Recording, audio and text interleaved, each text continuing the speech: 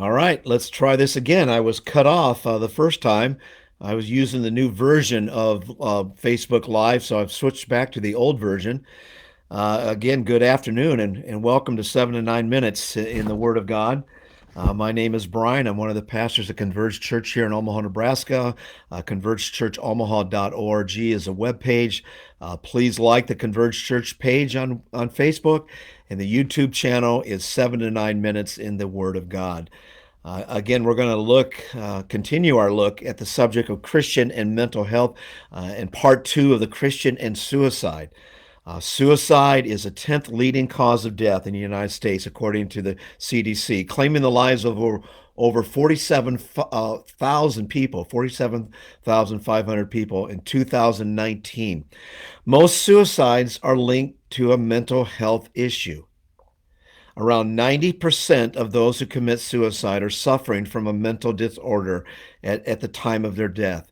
That's why Dr. Peter Kramer said suicide is what the death certificate says when one dies of depression. Depression is debilitating and at times will cause someone to be suicidal. For example, Mandisa, the Christian singer, I love her music. She went into deep depression after a dear friend of hers passed away from breast cancer. She isolated herself from everyone.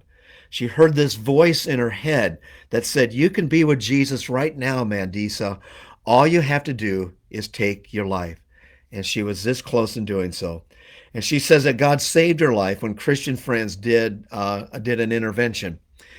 Christians with a strong faith will sometimes consider suicide as a way out.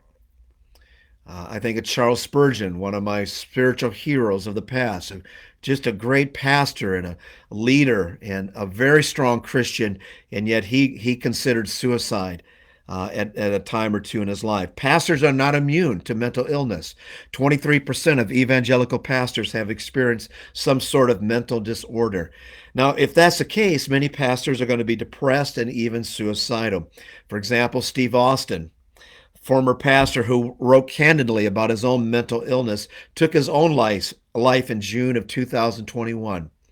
Then there's Jared Wilson, 30 years old, an associate pastor at a mega church in California. He is very open about his own depression. He led a ministry in his church on mental illness. On September 9th, 2019, he officiated at a funeral for a woman who had committed suicide. And then later that day, he committed suicide. He took his own life. A very tragic, tragic story. You know, in our last episode, we looked at the Old Testament prophet Elijah. God greatly used this prophet when he took on the prophets of Baal on Mount Carmel. And then after that, the wicked Queen Jezebel sent a message to Elijah, warning him that within 24 hours, he will be a dead man. You can read about this in 1 Kings chapter 19. So in fear, Elijah fled for his life. Just before that, he had all this courage, but now he was afraid, and he fled 120 miles away. He went into the wilderness, and most likely he was depressed. He was suicidal. He laid down under this broom tree and asked God to take his life. He lost all hope. He had despair. But we see in this passage that God will draw near to those who are distressed, and God will comfort those who are in despair. In verse 4 of 1 Kings 19, Elijah asked God to take his life. And again, he laid down under this broom tree, which is a bush, was had lots of branches. And under this tree, we see that God sent an angel. And the angel touched Elijah and said, "Arise and eat." And God, through the angel, provided food and water for Elijah in verse 6. He ate, he drank the water, and then he laid down again. He wanted to go back to bed. And depression will do that. Depression will keep people in bed.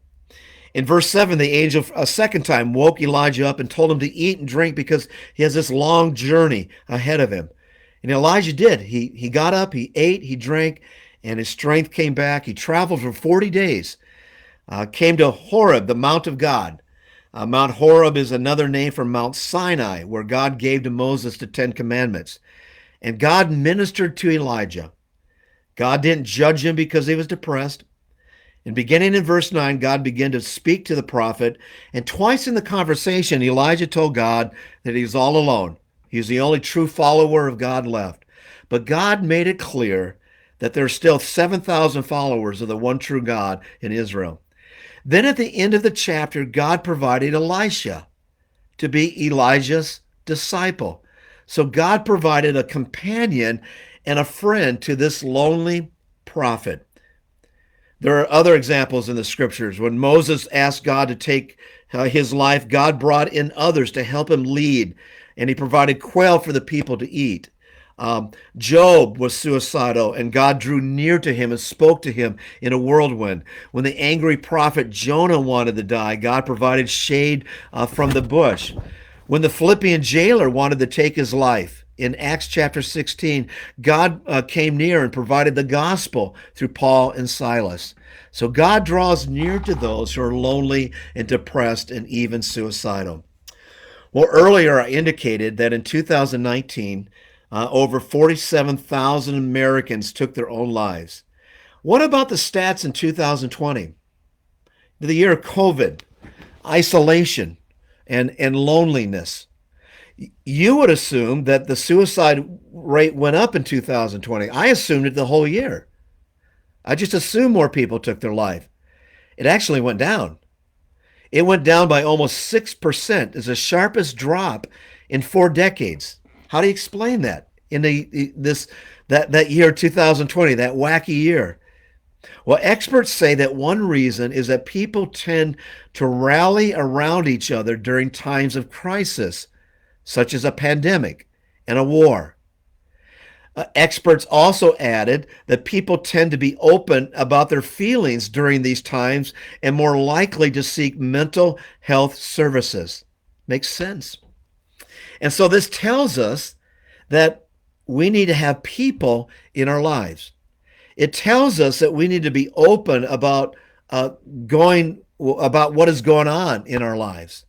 See, we were not created to be alone. We were created to have companionship and fellowship with God and with other people and with God's people who are the church, the body of Jesus Christ. And so as we bring this 7 to 9 minutes to a close, I encourage you to be connected with people in your church. If you're not in a small group, please be part of a small group or a Bible study, whether it's in person or it's Zoom or whatever. Stay connected with people. And if you're struggling with depression, please seek help. There's lots of resources out there. Go see your pastor. If you see your doctor, if you see a counselor or therapist, please do that. You can contact me as well through message. I'd be happy to talk with you and even connect you with some resources. And so until next time, have a blessed weekend and the Lord bless.